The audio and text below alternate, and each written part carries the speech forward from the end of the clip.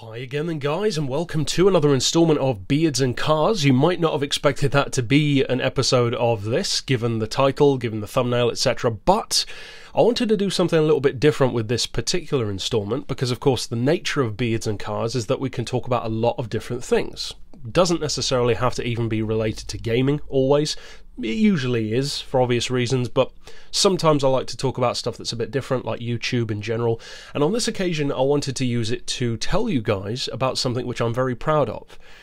I've written a book, a novelette, technically, in terms of the word count. I actually wasn't familiar with the term novelette. I thought it just went straight from short story to novella to novel, but apparently there is also novelette in between short story and novella as well. So for those of you who enjoy fictional stories with hints of stuff like horror and psychological stuff and ultra-violence, then you'll probably be interested in my novelette. Now, I'm not going to read out the whole thing in this video. It's almost 9,300 words, so that'd be quite a video. It'd take about an hour to read out loud, about half an hour to read to yourself, according to the online calculator that I used anyway. And I decided to self-publish this story, basically, because being a novelette, it doesn't really justify having a printed version. It's not really enough pages for that. And if I did try to go to a publishing house to publish my story, I know exactly what would happen.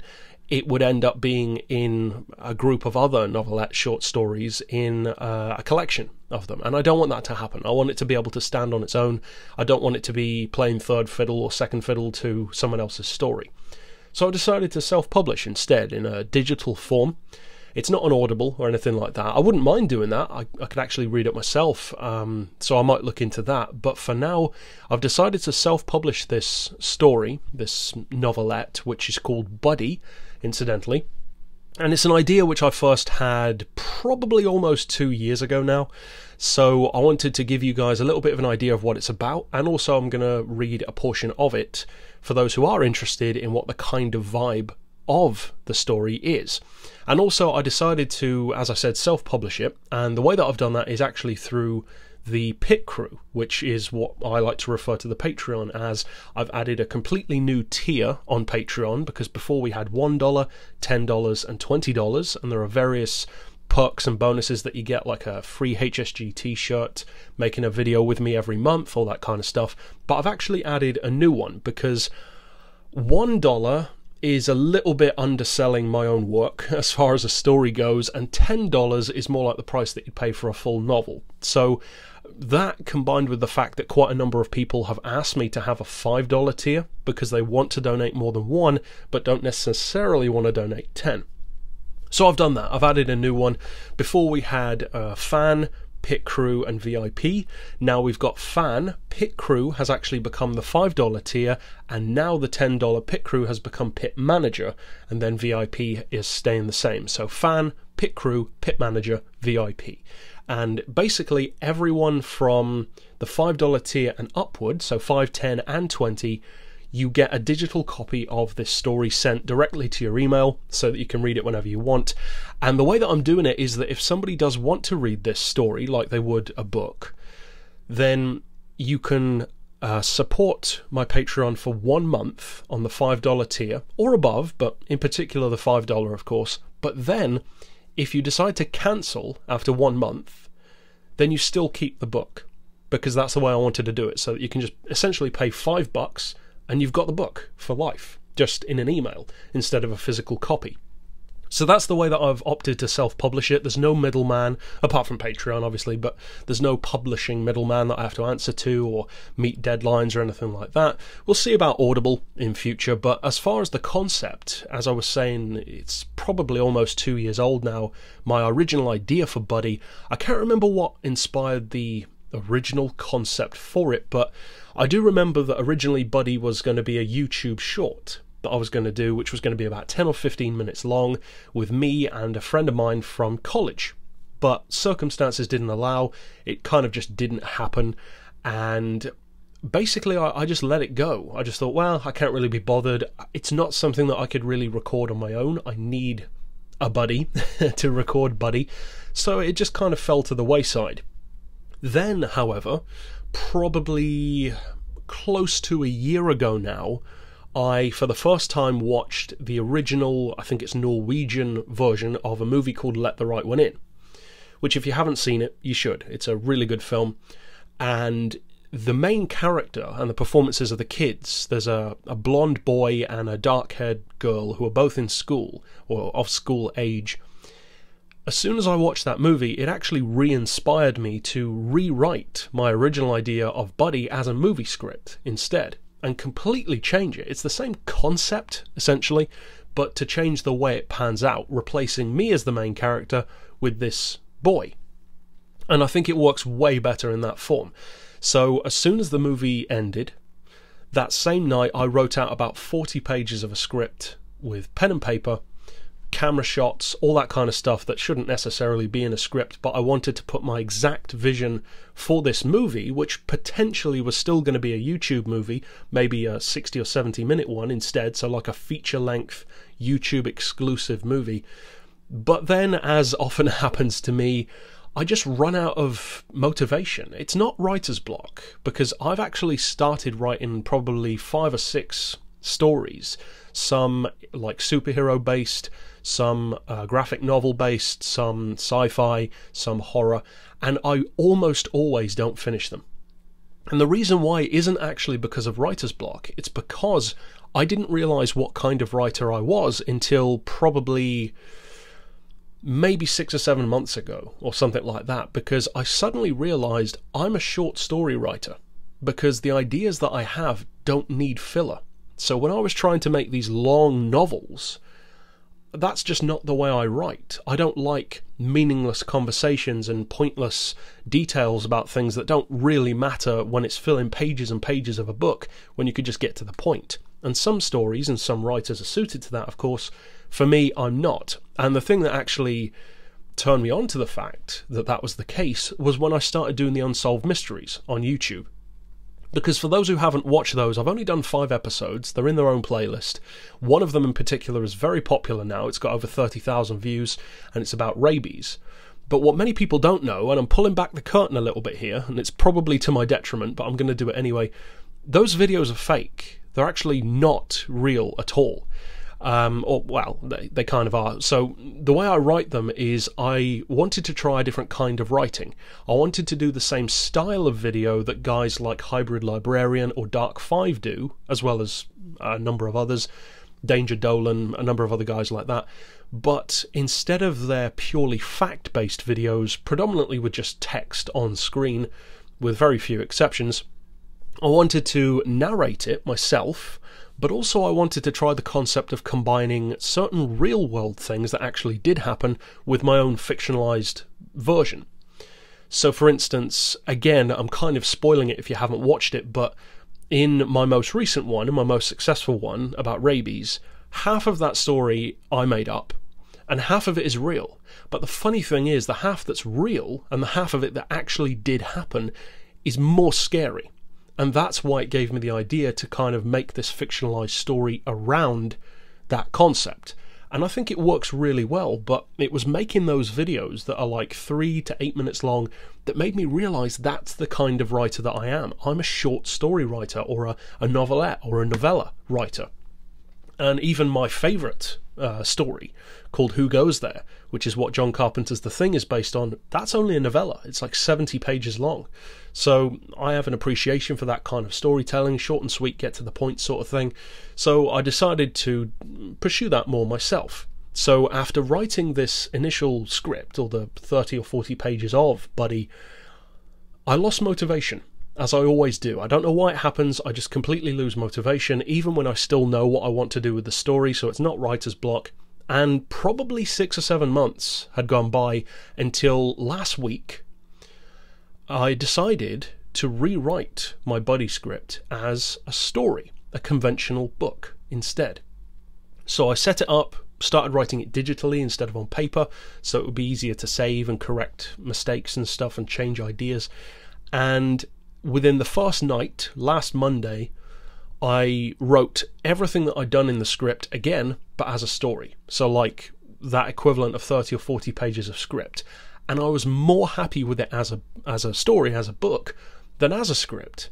So that was boding very well for me, and I was more determined this time to actually get it done. Now that I knew what kind of writer I was, it actually motivated me much more, and I think that was the motivation that I needed, and I've actually finished now. I finished it in 6 days, which for me is something that never happens. 9,300 words in 6 evenings, technically, like 2 hours each night writing. So for me, that doesn't happen. I never write stuff that quick, but I was so happy with it. My flow was exactly what I wanted. I got up past the point where I'd already written and it was still flowing strong. And then over the past couple of days, I've basically just been correcting a couple of grammar mistakes, maybe changing the wording here or there in sentences to make it more of what I wanted, especially after proofreading it a couple of times. And now it's finished. I'm very happy with it, I have to say. Ultimately, I would still love to make it into a short, because the way that I decided to do it was that I wanted the story to have a different angle to the storytelling than a script would, because in script form on screen you would be watching it as like a god's eye view, watching the two main characters go through the story. But in the novel, or in the novelette technically, it's told differently, because in the novelette I decided to tell it from the point of view of one of the main characters recounting the events, instead of a god's eye view watching it happen to them. And I think it works that way, well, at least for me. As I said, I'm personally very happy with it, even if nobody else reads it. So, as I said, you can get it immediately. Well, it's not immediately. You get it as soon as the $5 is, charged, which I believe is on the 1st of the month on Patreon. And anywhere from there upward, you get lifetime access to it. I'll send it directly to your email. And I'm not concerned really with doing that, because it's copyrighted. Here in the UK, and as far as I'm concerned, and as far as the law is concerned, anywhere that has anything to do with a UK citizen, it's copyrighted to me. According to the government, I looked it up. I thought I'd have to pay some kind of advanced licensing, contract or whatever to get it protected or something, but apparently not. According to the .gov website, which is the official go-to in this country, it's automatically copyrighted to me, so I have full legal control of it, so I'm not concerned about people having the access in their email, because if somebody ever did try to publish it, I could just sue them, because I have the earlier date. I have the originals, of course, still myself. So as far as actually giving you an idea of what it's about, of course, and all of this stuff was down in the description, as I said at the start of the video on screen, so you could jump around to different topics. But the essential idea of Buddy is it revolves around a boy named Lucas, who's young. I don't have a specific age in mind, but let's say around 10 to 12, that kind of age. And he's in the UK, he's at school, and he gets bullied. And the essential plot is it's about a boy who gets bullied at school, who meets a mysterious friend. A friend who encourages him to deal with his bullies in some pretty extreme ways.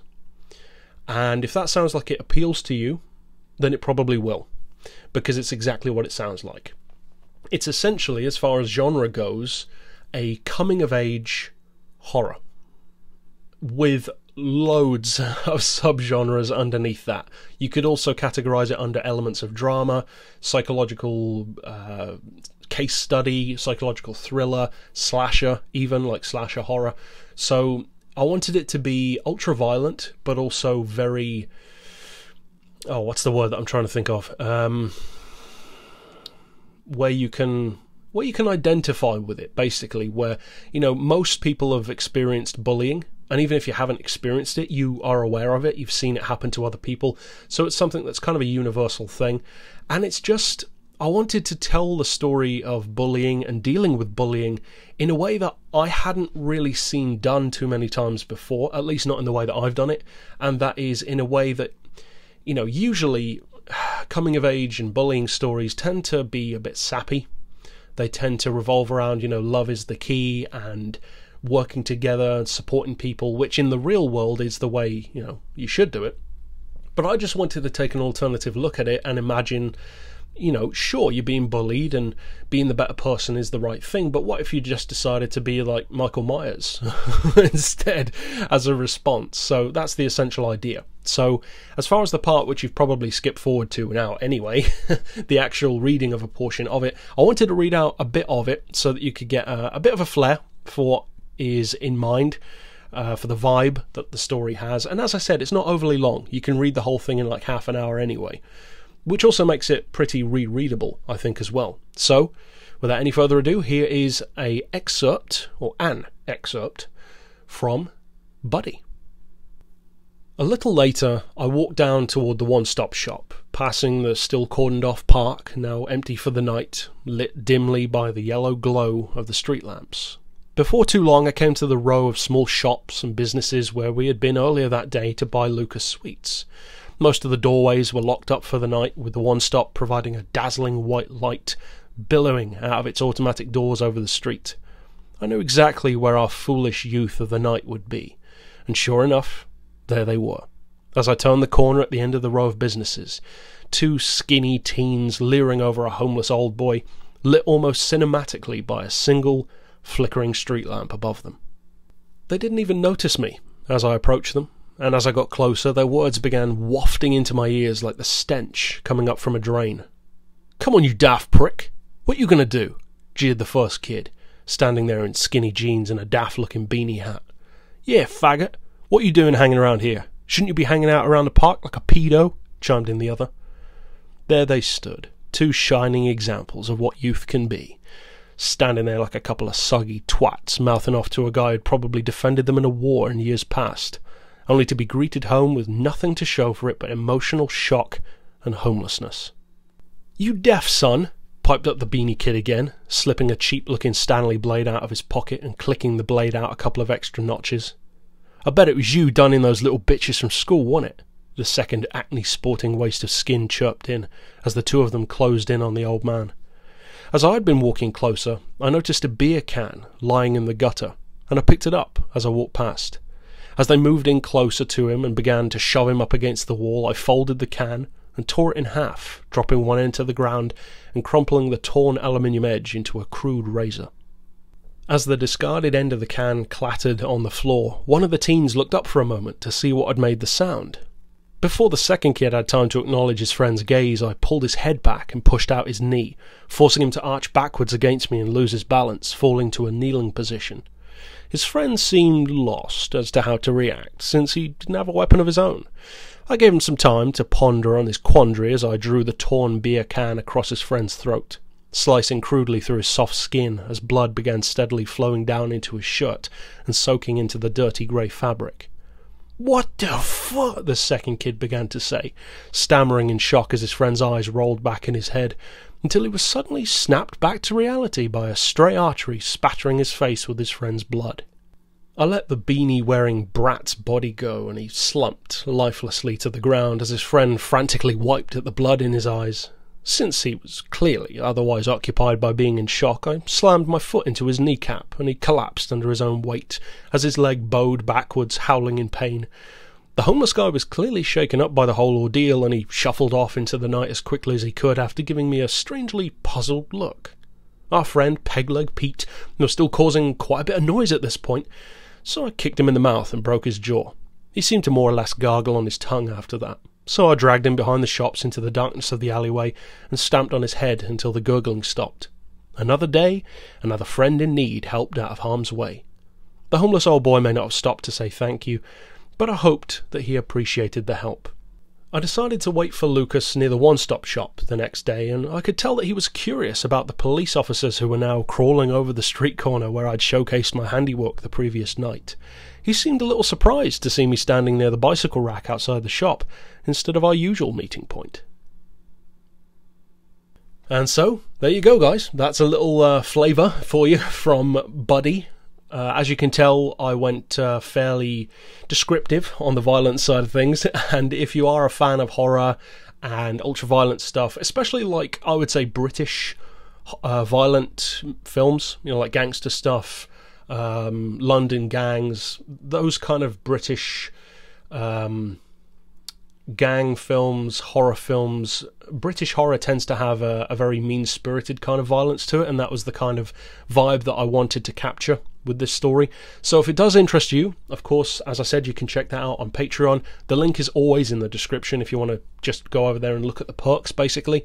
And it's not just the book. You know, if you do sign up even for 1 month, you get your name in the description of every video from then on, even if you stop supporting the channel afterwards, because even for that 1 month, you were a supporter. So that's it for this installment. A little bit of a different one, as I said, as far as this Beards and Cars go. It doesn't really go hand in hand with the visuals of the video, but you guys know how it goes. Some footage of Gran Turismo, talk about a topic. So I hope you enjoyed that bit of the story, at least, even if you decide not to buy the story itself or support on Patreon, whatever. But that's it for this pick, of course. I will see you guys next week, and for now, as always, thanks for watching.